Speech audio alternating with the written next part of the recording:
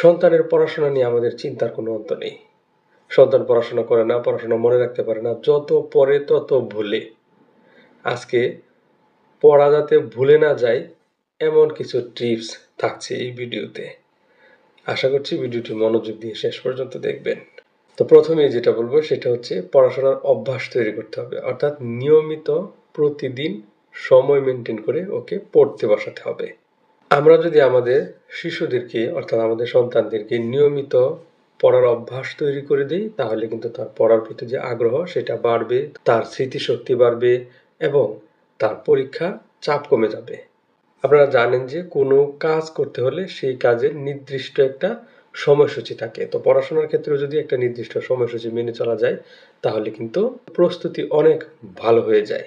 দেখুন, এরপরে পড়াশোনা মনে রাখার জন্য আমাদের সন্তানদেরকে যেটা করতে হবে সেটা হচ্ছে এই যে অধ্যায়গুলো পড়ে না, সে অধ্যায় সূচি এগুলো পড়ে না, এই যে অধ্যায়গুলো রয়েছে এগুলোকে ছোট ছোট অংশে ভাগ করতে হবে। এই ছোট ছোট অংশে ভাগ করে যখন ওকে পড়ানো হবে, তখন দেখবেন তার পড়াশোনার প্রতি মনোযোগ বাড়বে এবং আপনার সন্তান পড়াশোনাকে সহজভাবে গ্রহণ করবে। এর ফলে সে সবসময় চাপমুক্ত থাকবে। দেখুন, এখন আরো একটি চমৎকার কথা বলি, সেটা হচ্ছে আমাদের সন্তান যে বিষয়গুলো শিখছে, অর্থাৎ আপনার শিশু যে বিষয়গুলো শিখছে সেই বিষয়গুলো যেন নিজে নিজে সে পরীক্ষা দিতে পারে, এর জন্য আপনি তাকে উৎসাহিত করবেন।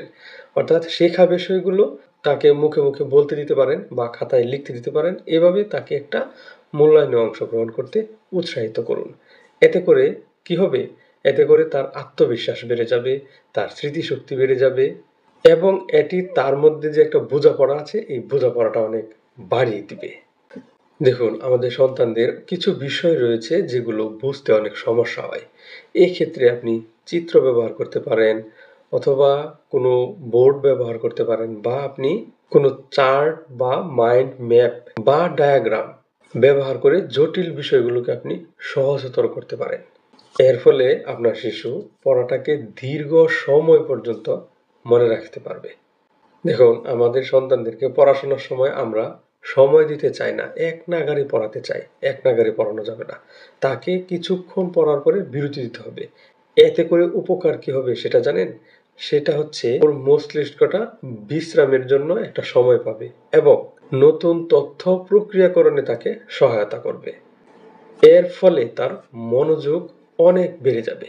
দেখেন, পড়া মনে রাখার আরেকটা বিশেষ কৌশল আছে, সেটা হচ্ছে গল্প আকারে পড়াটাকে চালিয়ে যাওয়া।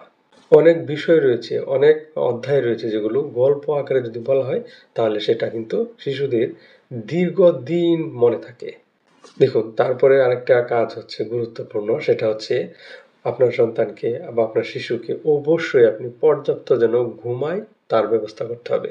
কারণ পর্যাপ্ত না ঘুমালে তার মস্তিষ্ক সঠিকভাবে কাজ করবে না, বিভিন্ন তথ্য প্রক্রিয়াকরণে তাকে সহায়তা করবে না।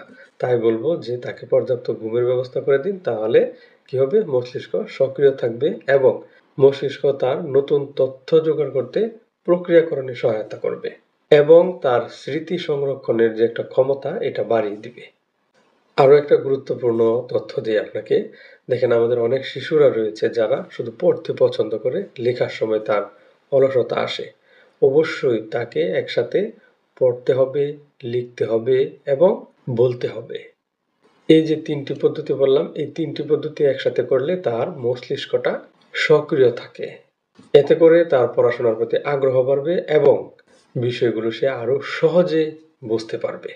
সর্বশেষ যেটা বলবো সেটা হচ্ছে সে যে বিষয়গুলো পড়েছে সেই বিষয়গুলো পুনরায় রিভিশন, আমরা যেটা বলি রিভিশন দেওয়ার ব্যবস্থা করতে হবে।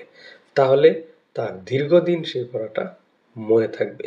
শিশুদের পড়াশোনার ক্ষেত্রে এই যে পদ্ধতিগুলোর কথা বললাম, এই পদ্ধতিগুলো অভ্যাসে পরিণত করলেই দেখবেন একজন শিশু সহজেই পড়াটা মনে রাখতে পারছে এবং তার পড়াশোনার প্রতি আগ্রহ বেড়ে যাচ্ছে, পড়াশোনার চাপ কমে যাচ্ছে এবং পরীক্ষায় সে রেজাল্টও ভালো করতে পারছে। আমি প্রত্যেক অভিভাবককে বলবো এই যে পদ্ধতিগুলো বলেছি এই পদ্ধতিগুলো যেন কিছুটা হলেও অনুসরণ করা হয়।